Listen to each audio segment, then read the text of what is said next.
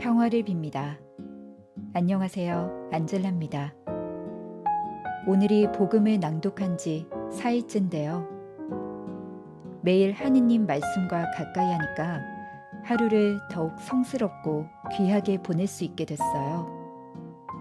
오늘도 복음 말씀 들으면서 하느님이 우리에게 주신 오늘, 기적과 같은 하루를 보냅시다. 4월 4일 사순 제4주간 목요일. 오늘의 복음. 너희를 고소하는 이는 너희가 희망을 걸어온 모세이다. 요한이 전한 거룩한 복음입니다. 5장 31절에서 47절까지의 말씀입니다. 그때 예수님께서 유다인들에게 말씀하셨다. 내가 나 자신을 위하여 증언하면 내 증언은 유효하지 못하다. 그러나 나를 위하여 증언하시는 분이 따로 계시다. 나는 나를 위하여 증언하시는 그분의 증언이 유효하다는 것을 알고 있다. 너희가 요한에게 사람들을 보냈을 때에 그는 진리를 증언하였다. 나는 사람의 증언을 필요로 하지 않는다. 그런데도 이러한 말을 하는 것은 너희가 구원을 받게 하려는 것이다. 요한은 타오르며 빛을 내는 등불이었다. 너희는 한때 그 빛 속에서 즐거움을 누리려고 하였다. 그러나 나에게는 요한의 증언보다 더 큰 증언이 있다. 아버지께서 나에게 완수하도록 맡기신 일들이다. 그래서 내가 하고 있는 일들이 나를 위하여 증언한다. 아버지께서 나를 보내셨다는 것이다. 그리고 나를 보내신 아버지께서도 나를 위하여 증언해 주셨다. 너희는 그분의 목소리를 들은 적이 한 번도 없고 그분의 모습을 본 적도 없다. 너희는 또 그분의 말씀이 너희 안에 머무르게 하지 않는다.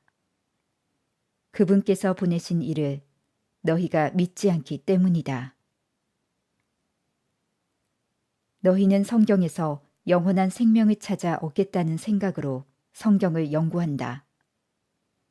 바로 그 성경이 나를 위하여 증언한다. 그런데도 너희는 나에게 와서 생명을 얻으려고 하지 않는다.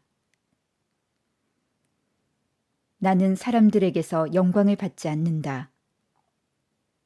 그리고 나는 너희에게 하느님을 사랑하는 마음이 없다는 것을 안다.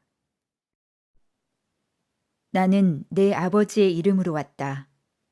그런데도 너희는 나를 받아들이지 않는다.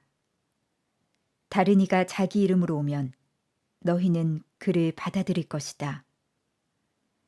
자기들끼리 영광을 주고받으면서 한 분이신 하느님에게서 받는 영광은 추구하지 않으니 너희가 어떻게 믿을 수 있겠느냐? 그러나 내가 너희를 아버지께 고소하리라고 생각하지는 마라. 너희를 고소하는 이는 너희가 희망을 걸어온 모세이다. 너희가 모세를 믿었더라면 나를 믿었을 것이다. 그가 나에 관하여 성경에 기록하였기 때문이다. 그런데 너희가 그의 글을 믿지 않는다면 나의 말을 어떻게 믿겠느냐? 주님의 말씀입니다. 오늘의 묵상. 오늘 복음은 요한의 복음의 넓은 의미에서 빛과 어둠, 그리스도와 적대자들 간에 전개되는 재판 과정을 강조합니다.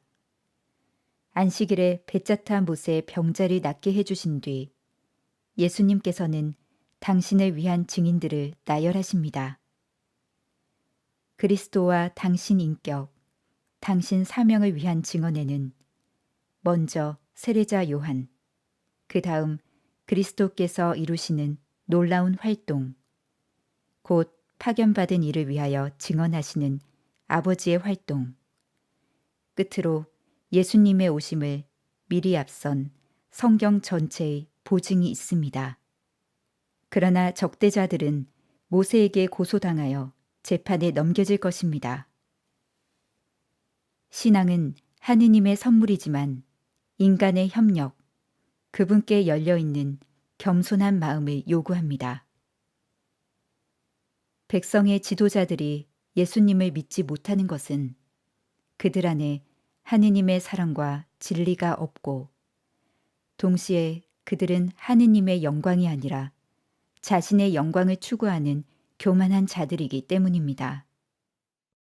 그들이 빛보다 어두움을 좋아하는 것은 그들의 행실이 사악하기 때문입니다. 내가 너희를 아버지께 고소하리라고 생각하지는 마라. 너희를 고소하는 이는 너희가 희망을 걸어온 모세이다. 믿음으로만 예수님 안에서 사람에게 생명을 주시는 하느님의 얼굴을 볼 수 있습니다. 이것이 예수님의 활동이며 동시에 아버지의 활동이지만 유다인들의 불신으로 거부당하고 맙니다.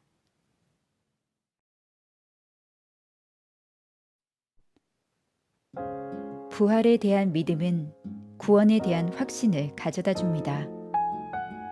부활에 대한 확신이 없을 때 구원에 대한 확신도 없게 되고, 진정한 복음이나 이웃 선교에 대한 열성을 기대할 수 없습니다. 예수님의 죽으심과 부활에 대한 사실, 증언을 살펴보면서 우리 믿음, 부활의 믿음을 살펴봤으면 좋겠습니다. 평화를 빕니다.